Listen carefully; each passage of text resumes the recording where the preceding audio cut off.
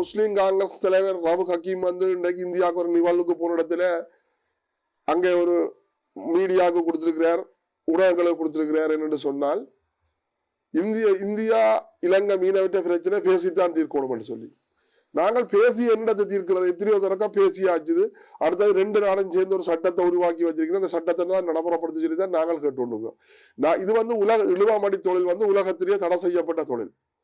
இன்றைக்கு எங்கள் இந்த கடத்தொழில் அமைச்சர் கௌரவ சந்திரசேகர் சொல்லியிருக்கிறார் வந்து இன்றைக்கு பேச்சுவார்த்தை எங்களுக்கு கிடையாது, இந்தியாவோட மீனவற்ற பிரச்சனை பேசலான்ற மாதிரி ஒரு கருத்தோட தெரிவிச்சிருக்கிறார். நாங்கள் பேசி நாங்கள் அழுத்து போச்சு. நீங்கள் சட்டவிரோதமாக வந்து எங்களை எல்லையை தாண்டி கொண்டு வந்து எங்கள் இந்த கடல் வளத்தை முற்று அழிச்சு போட்டீர்கள். இந்த அரசாங்கத்தால் ஏன் உங்களுக்கு நடவடிக்கை எடுக்க முடியும்? இது ஒரு உலகத்தாலேயே தடை செய்யப்பட்ட ஒரு அழிவான தொழில். இழுவமடி தொழில் வந்து அழிவான தொழில். அதைத்தான் நாங்கள் வெறுக்கிறோம். இந்தியா மக்கள் இந்த பாரம்பரிய மீனவரியோ அல்லது பாரம்பரிய தொழிலை நாங்கள் வெறுக்கல. அது வந்து இந்தியா இழுவப்படவும் முற்று முழுதாக நிறுத்தப்படவும், இல்லைன்னு சொன்னா எல்லை தாண்டக்கூடாது, எங்களுக்கு எல்லையே வரக்கூடாது. வராக இருந்தால் தான் நாங்கள் அதுக்குரிய நடவடிக்கையை நாங்கள் பேச்சுவார்த்தை மூலமாக பேசி எங்களது மக்கள் 2 நாட்டு மக்களும் சேர்ந்து பேசி கதைச்சு ஒரு நல்ல தீர்மானத்துக்கு வரலாம்.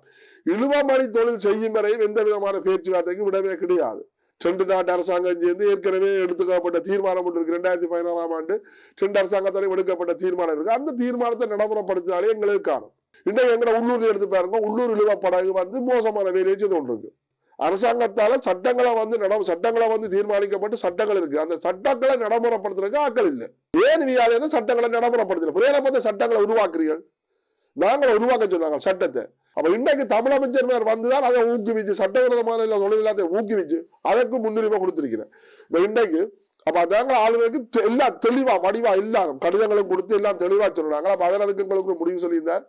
கட்டாயமாக தாங்க கடத்தொழில் அமைச்சர் கூடி எல்லாரும் சேர்ந்து கூடி இதுக்கு ஒரு நல்ல ஒரு தீர்க்கமான முடிவெடுத்து தாரப்பட்டு சொல்லி நாங்க போய் சொன்னோம். இன்றைக்கு 96ஆம் ஆண்டுல இருந்து இதைத்தான் சொல்லி கொண்டிருக்கிறேன். எல்லாரும் ஒரு தரம் நடைமுறைப்படுத்த வக்கில்லாதாங்க. இன்றைக்கு நாட்டில நடக்கிறத நடைமுறைப்படுத்த வக்கில்லாதாக்கள் உத்தியோகத்தன்மார், அதே மாதிரி தான் பாராளுமன்ற உறுப்பினர்மார். இன்றைக்கு 2017ஆம் ஆண்டு பார்லிமெண்ட் நிறைவேற்றப்பட்டு வர்த்தகமானி அறிவிக்கப்பட்ட ஒரு சட்டத்தை கூட நடைமுறைப்படுத்த முடியாத அரசாங்கமும் உத்தியோகத்தன்மாரும். அவருடைய புதிய அரசாங்கம் வந்து அதைத்தான் நாங்கள் எங்களுக்கு நீங்க சட்டத்தை நடைமுறைப்படுத்துங்க. சட்டத்தை நடைமுறைப்படுத்துறவங்க எல்லாம் லஞ்சங்களை வேண்டிக் கொண்டு சட்டங்களை நடைமுறைப்படுத்தாமல் இருக்கிறாங்க. இதுதான் பிரச்சனை.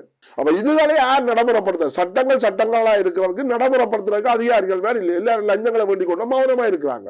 நேற்றைக்கு எங்கட யாழ் மாவட்ட சம்மேளனத்துல பாராளுமன்ற உறுப்பினர் அர்ஜுனா அவர்கள் சம்மேளன பிரதிநிதிகளை சந்திச்சு ஏதோ கடத்தல் சம்பந்தமா கழிச்சிருக்கிறார். உண்மையின்படி அதுல வந்து அங்க இருக்கிறதுல வந்து கூடியவங்க சட்டவிரோதமாக தொழில் செய்கிறார்களும் கட்சி இந்தியாக்கள். முதல் வந்து கட்சி இந்தியாக்கள் எங்க இந்த யாழ் மாவட்ட கூட்டுறவு திணைக்களத்தின் உதவி பணிப்பாளர் ஏசி வந்து கட்சிக்கு போய் கட்சியோட சேர்ந்து உண்மையான மீனவ பிரதிநிதிகளை வெளியேற்றி போட்டு கட்சி இந்தியாக்களை போட்டு சம்மேளனம் நடத்தி கொண்டு அந்த சம்மேளனத்துல இருக்கிறாங்களெல்லாம் சட்டவிரோதமான தொழில் செய்யறாங்க இருக்கிறேன். அட்டப்பண்ணார் இருக்கிறேன், சுருக்கு விளார் இருக்கிறேன், உள்ளூர் இழுவப்படகு செய்யறாங்க இருக்கிறேன். அப்ப அவை வந்து என்னத்தை வேண்டிவின? அர்ஜுனா அவர்கள் புரிஞ்சு கொள்ள வேணும். பாராளுமன்ற உறுப்பினர் அர்ஜுனா அவர்கள் புரிஞ்சு கொள்ளணும். இதை வந்து உண்மையின்படி அவர் வந்து என்ன சொல்ல ஒவ்வொரு சமாசம் ஊடாக போய் கரையோரங்கள்ல மக்களை சந்திச்சிருக்கணும். அங்க வந்து என்ன பிரச்சனை கேட்டுக்கணும். அப்ப மக்கள் தெளிவான முறையில் இந்த பிரச்சனை சொல்லிட்டு எங்கட சமாசத்துக்கு உட்பட்ட இடங்கள்ல இவ்வளவு பிரச்சனை இருக்குன்னு சொல்லி அதை விட்டுட்டு அங்க போய் யாழ் மாவட்ட சம்மேளனத்துல வந்து அவைய சொல்ல கேட்டுக்கொண்டு போய் பாராளுமன்றத்துல குழப்பி கூத்தாடுவதா இருந்தால் அடுத்த கட்ட நடவடிக்கைக்கு நாங்கள் வேறு விதமான முறையில நடவடிக்கை எடுக்க வேண்டி வரும் என்று சொல்லி அதில் நாங்கள் அன்பா கேட்டுக்கொள்றோம். பாராளுமன்ற உறுப்பினர் அர்ஜுனா அவர்களை அன்பா கேட்டுக்கொள்கிறோம். இது வந்து உண்மையின்படி ஒவ்வொரு சமாசமாக போய் அந்த கரையோர மக்கள்ல சங்கங்களை சந்திச்சு சங்கம் பிரச்சனையை தான் வந்து எடுக்கணுமே தவிர இது கட்சி இந்தியாக்களும் சும்மா நியமனம் கொடுத்து ஏசியால நியமனம் கொடுத்தாங்களே அங்க போய் சட்டவிரோதமான தொழில் செய்யறாங்க இந்த முடிவை கேட்டு போட்டு சட்டவிரோதமான தொழிலுக்காக போய் பாராளுமன்றம் கலைக்கிறது தப்பான விஷயமா இருக்கும். அப்படி இவர் பாராளுமன்றத்துல கடத்தொழில் சம்பந்தமான முறையில் தப்பா கலைப்பாரா இருந்தால் அடுத்தடி நாங்கள் வந்து வேற விதமா நாங்கள் கலைப்போம், நடவடிக்கை எடுப்போம். கட்டாயமா அதுக்குரிய நடவடிக்கையில வந்து பாராளுமன்ற அர்ஜுனா அவர்கள் இருக்கணும். ஏனென்று சொன்னா இதுதான் யதார்த்தமா இருக்கு. இன்றைக்கு ஒவ்வொரு கட்சிக்காரரும் ஒவ்வொரு தங்களுக்கு செஞ்சாக்களை தூக்கி வச்சுக்கொண்டு தாங்கள் சொல்றதை செய்யும் சொல்லி உருவாக்கப்பட்டதுதான் சம்மேளனம். யாழ்ப்பாணம் என்றாலும் சரி, இன்றைக்கு வடமராட்சி என்றாலும் சரி, எல்லா இடத்துலயும் வந்து கரையோரங்கள்ல வந்து கடல் பெருக்கு கூடி கடல் வந்து ரோட்டோட வந்து அடிச்சு கடல் கரையிலாத்தையும் கொண்டு போது தொழிலாளிகள் படகுகள் இழுக்கிறதுக்கு இடங்கள் இல்லை. இன்றைக்கு அந்த கடல் அணைகளை விலைக்கே கட்டி இருந்தால் இன்றைக்கு கடல் வந்து கரை அடிச்சிருக்காது, ரோடுகள் செய்யப்பட்டிருக்காது, அதே மாதிரி படகுகள் செய்யப்பட்டிருக்காது. வடமராட்சியில அங்கே கிரடாவில் பிரிவில் வில்லேஜ் ஹோட்டல் அது வந்து கரையோரம் கடற்கரை காணியை பிடிச்சி கரையோரம் காட்டி கடல் வந்து அந்த மதில அடிச்சு கொண்டு இருக்கு. அதுக்கு அனுமதி கொடுத்ததா? கரையோர பாதுகாப்பு திணைக்களம் என்ன அதுக்கு அனுமதி கொடுத்தது? இன்றைக்கு ஒரு சிலர் அதை தான் சாட்டி கொண்டிருக்கிறேன். அவர்கள் கட்டிடம் கட்டலாம் என்று சொன்னால் நாங்களும் கட்டலாம். முதல் அதை போய் இடிச்சு போட்டு வாருங்க, நாங்கள் இடிக்கிறோம். அப்ப இதுக்கு இந்த அரசாங்கம் என்ன பதில் சொல்ல போதும்? நாங்கள் இன்றைக்கு 15 வருஷம் முடிஞ்சது. 15 வருஷம் முடிஞ்சும் ஒன்றையும் ஒன்றையும் கிழிக்கல. ஆனா நாங்கள் தங்களுக்கு சொத்து தருறவங்க, பார் என்றாலும் சரி, பெட்ரோல் சைட் என்றாலும் சரி, காணிகள் அரசாங்க காணிகளை வந்து ஆட்சி உறுதி முடிச்சும் 250-300 ஏக்கர் பிடிச்சு வச்சிருக்கிறாங்க. அடுத்தது வந்து கூல் பார் வச்சிருக்கிறாங்க. அடுத்தது வந்து ஷாப்பிங் சென்டர்கள் வச்சிருக்காங்க. அப்ப இதுகளுக்கு தான் நாங்கள் பாராளுமன்ற உறுப்பினராக போறாங்களே தவிர என்ன கூட மக்களுக்கு சேவை செய்யறதுக்கும் ஒன்றுக்கும் போயில்ல. இப்ப இன்றைக்கு அர்ஜுனா எம்பி வந்து ஒவ்வொரு ஒருங்கிணைப்பு குழு கூட்டத்திலேயும் ஒவ்வொரு கதையை காய்ச்சி கொண்டிருக்கிறார். அது விட இது விட சரி, உண்மையின்படி அது சரியா இருந்தால் அதுக்குரிய நடவடிக்கை எடுக்கத்தான் வேணும். கட்டாயமா அவர் சொல்றது சரியா இருந்தால் நடவடிக்கை எடுக்கத்தான் வேணும்.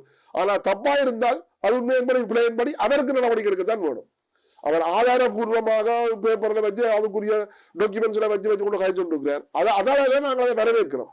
ஏன்னு சொன்னா மக்களுக்கு தெரியாத விஷயங்கள் எல்லாத்தையும் வெளிக்கொண்டு வரையில அதை நாங்கள் வரவேற்கிறோம். அப்ப இவரும் வந்து உனக்கு அலுவலில் வாயை பொத்தொன்று காய்க்கிறது உண்மை அவர் நாகரிகமற்ற செயல். உண்மையின்படி எல்லாரும் வந்து பிரச்சனையை அணுகி இந்த பிரச்சனைக்குரிய தீர்வு எப்படி தீர்க்கணும் சொல்லி அணுகணுமே தவிர ஒருங்கிணைப்புக்குழு கூட்டங்கள்ல வந்து விதண்டாவாதத்தை கலைச்சு இந்த கூட்டங்களை குழப்பி அப்படி ஒரு கதையை சொல்றாருன்னு சொன்னா அதுக்குரிய தீர்வை காணணும். இது உண்மையா ஆதாரமா இருக்கா, சரி ஆதாரமா காட்டுறான்னு சொன்னா அதுக்கு என்ன தீர்வு, அந்த தீர்வை தான் காணணும். இங்க உள்ள பாராளுமன்ற உறுப்பினரும் சரி மற்றதையும் சரி அங்க வெளிநாடு வழியா போய் கதைச்சு நீங்க என்ன புடுங்குறீர்கள்? நீங்கள் அங்க காசு தண்டவும் உங்களுக்கு பெரிய பவரை காட்டுறதுதான் அங்க போறீர்கள். நீங்கள் சரியான ஒரு பாராளுமன்ற உறுப்பினர்களா இருந்தால் முதல் உள்ளூர்ல எங்கட பிரச்சனையோ எங்கட ஜனாதிபதியோ அந்த பாராளுமன்ற அமைச்சர்மார் கூட்டத்திலே அமைச்சர்மார்கள் கூடி அங்குதான் முடிவெடுக்கணும். எல்லாரும் சேர்ந்து ஒரு முடிவெடுத்து ஒரு அமைச்சரவை கூடி அமைச்சரகத்துல தீர்மானத்தை எடுத்து ஜனாதிபதியோட கதைச்சு ஜனாதிபதி ஊடாக தீர்க்க பார்க்கணும். இது ஒன்றுமே இல்லாமல் விட்டுட்டு அவர் 2 பேர் வெளிநாட்டுல போய் அங்க போய் கதைக்கிறது, இங்க போய் கதைக்கிறது. ஏன் என்ன அங்க போய் கதைச்சு என்ன குடுங்கிறீங்களோ உங்களால? இதற்கு வெளிநாடுகளுக்கு உங்களுக்கு செய்தலும் அவன் வந்து போர்க்குற்ற விசாரணைக்கு வர சொல்லி கேட்டு நீங்கள் அதை மறுத்தறீங்கள். மறுத்து போட்டு பிறகு வெளிநாடு வழி தெரிகிறீர்கள். நீங்கள் எங்கட பிரச்சனை முதல் தீர்க்கணும் என்றால் எங்கட பிரச்சனை தீர்வணும் என்று சொன்னால் எங்களது பிரச்சனை இதுதான் முடிவு. உடனடியாக அமைச்சரவை கூட்டத்தில் அமைச்சரவை கூடிய அமைச்சரவை கூட்டத்தில் கதையுங்கோ, எங்க தீர்மானத்தை அவையிட்ட கொடுங்கோ, அவை ஆலோசனைச்சு அதுக்கு என்ன செய்ய முடிவெடுத்தா ஜனாதிபதியோட கதையுங்கோ. அதுக்குரிய நடவடிக்கை யார் எடுக்கிறீர்கள்? எவன் எடுத்தீ? நீங்கள் எல்லாரும் ஒவ்வொரு ஆளாலையும் ஒவ்வொரு பக்கம் ஒவ்வொரு திக்கம் 4 பக்கம் 4 சிக்கல் 4 கதையை காத்து நிற்கிறீர்கள். இதால எங்க தமிழ்ல என்ன பிரச்சனை தீர்க்க முடியும்? உங்களால தீர்ப்பியலோ?